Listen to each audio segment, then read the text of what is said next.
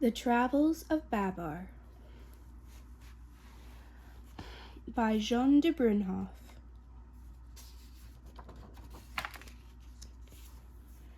Babar, the young king of the elephants, and his wife Queen Celeste, have just left for their wedding trip in a balloon. "Goodbye, see you soon," cried the elephants as they watched the balloon rise and drift away. Arthur, Babar's little cousin, still waves his beret. Old Cornelius, who is chief over all the elephants when the king is away, anxiously sighs. "I do hope they won't have any accidents." The country of the elephants is now far away. The balloon glides noiselessly in the sky. Babar and Celeste admire the landscape below. What a beautiful journey! The air is balmy, the wind is gentle. There is the ocean, the big blue ocean.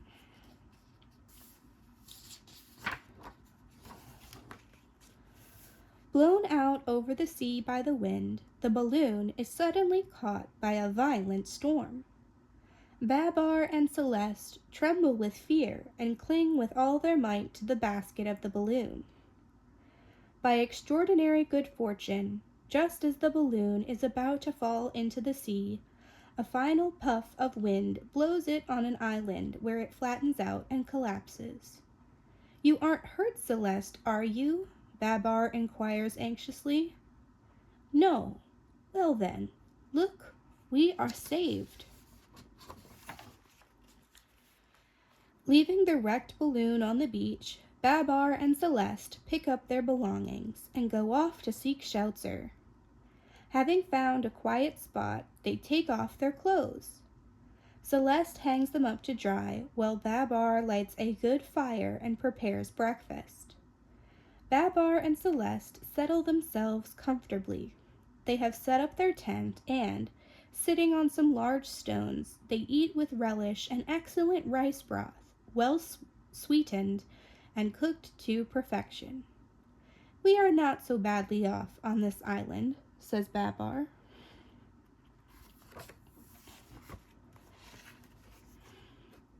Babar and Celeste rest themselves on the seashore. Suddenly, right in front of them, a whale comes to the surface and spouts. Babar gets up immediately and says, "Good morning, Mrs. Whale. I am Babar, king of the elephants, and here is my wife Celeste. We have had a balloon accident and have fallen here on this island. Could you help us to get away?" "I am delighted to make your acquaintance," answers the whale, "and I will be very happy if I can be of service to you. I am just leaving to visit my family in the Arctic Ocean. I will drop you wherever you like. Quick, get on my back and hold tight so you don't slip off. Are you ready? Get set. Let's go."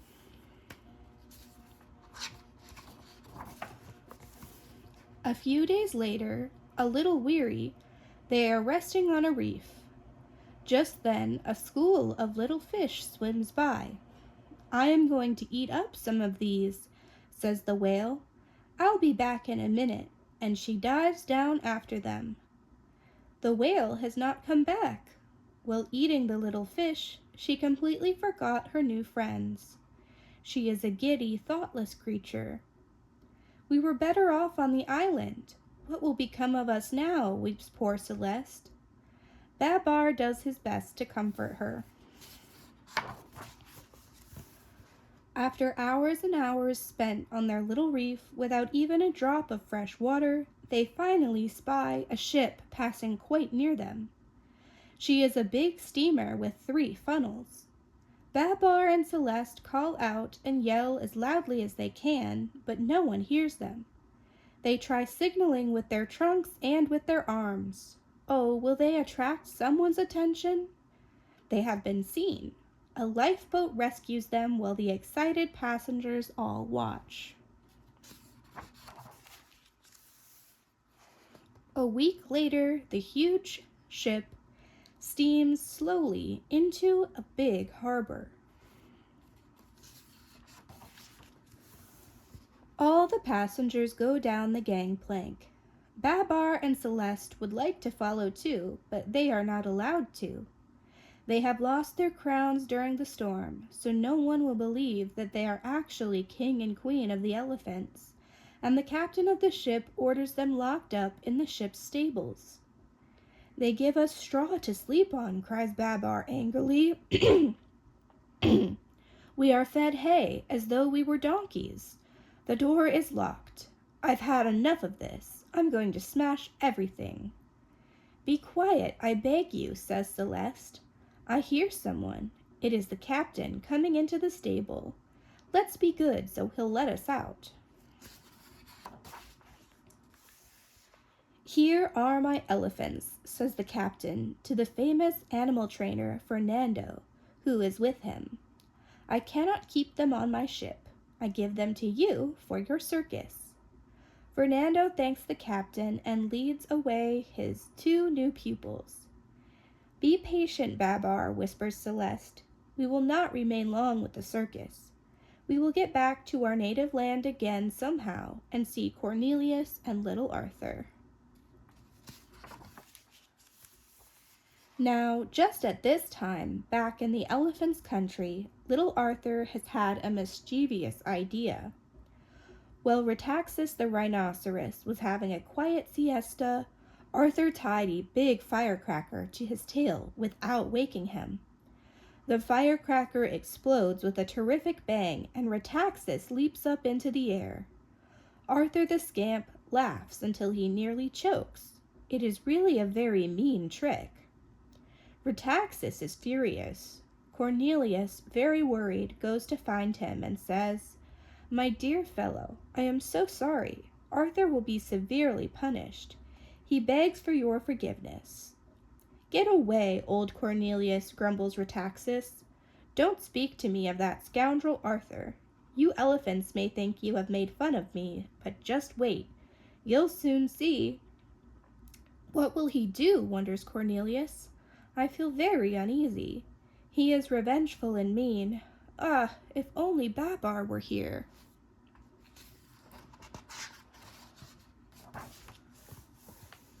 But Babar is now far away, playing the trumpet, while Celeste dances in Fernando's circus.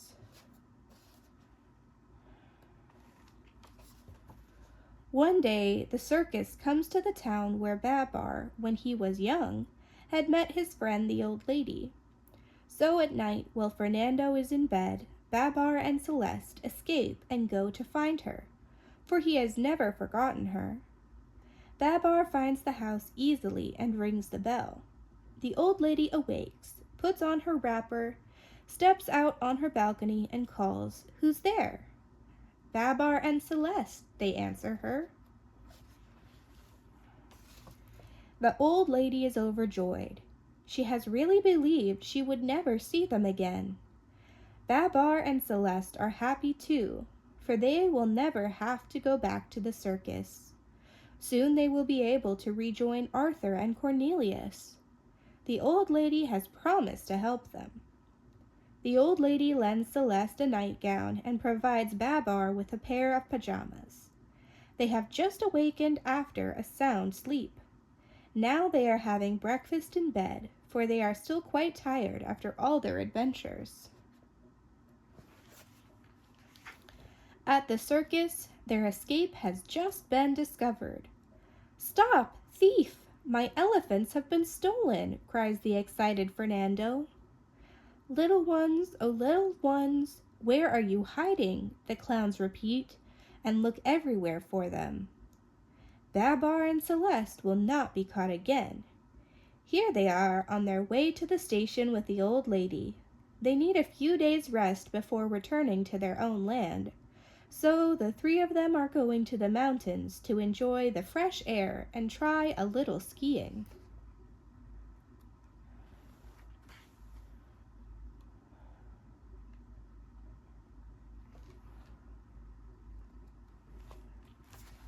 Now Babar and Celeste have packed away their skis and said goodbye to the mountains. They are leaving by plane to return home. The old lady accompanies them.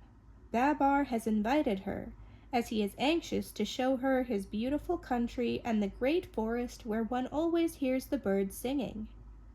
They have landed. The airplane has gone back. Babar and Celeste are speechless with surprise. Where are Cornelius, Arthur, and the other elephants? A few broken trees? Is that all that is left of the great forest? There are no more flowers, no more birds. Babar and Celeste are very sad and weep as they see their ruined country. The old lady understands their grief. "What is going on here?" inquires Babar, who has found the other elephants at last. "Alas," replies Cornelius, "the rhinoceroses have declared war on us. They came led by Rhetaxis, who wanted to catch Arthur and make mincemeat of him. We tried bravely to protect the little fellow, but the rhinoceroses were too strong for us. We did not know how to drive them off." "This is indeed bad news," says Babar, "but let's not give up." But real war is not a joke, and many of the elephants have been wounded. Celeste and the old lady take care of them with great devotion. The old lady is especially good at this, as she used to be a trained nurse. Babar and some of the soldiers who have recovered have gone back to the front with Cornelius to join the elephant army. The rhinoceroses are preparing to attack. A big battle will soon begin. Here is the camp of the rhinoceroses. The soldiers are awaiting orders and think, "We will once again defeat the elephants. Then the war will be over and we can all go home." Spiteful old Rhetaxis maliciously says to his friend General Pamir, "Ha ha ha! Pretty soon we will tweak the ears of this young King Babar and punish that rascal Arthur." Here is the camp of the elephants. They have all found new courage. And now Babar has a bright idea. He disguises his biggest soldiers, painting their tails bright red, and near their tails on either side he paints large frightening eyes. Arthur sets to work making wigs. He works as hard as he can, so he'll be forgiven for causing all this trouble. The day of the battle, at just the right moment, the disguised elephants come out of hiding, and Babar's bright idea succeeds. The rhinoceroses think they are monsters, and terrified, they retreat in great disorder. King Babar is a mighty fine general. The rhinoceroses have fled and are still running.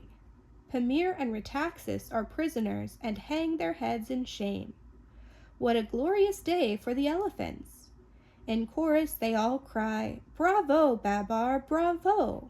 Victory, victory! The war is over! How perfectly splendid!" The next day, before all the elephants, Babar and Celeste, having put on their royal garments and their new crowns, reward the old lady who has been so good to them and has cared so well for the wounded. They give her 11 singing canaries and a cunning little monkey. After the ceremony, Babar, Celeste, and the old lady sit and chat under the palm trees. "And what are we going to do next?" asked the old lady. "I am going to try and rule my kingdom wisely," answers Babar, "and if you will remain with us, you can help me make my subjects happy."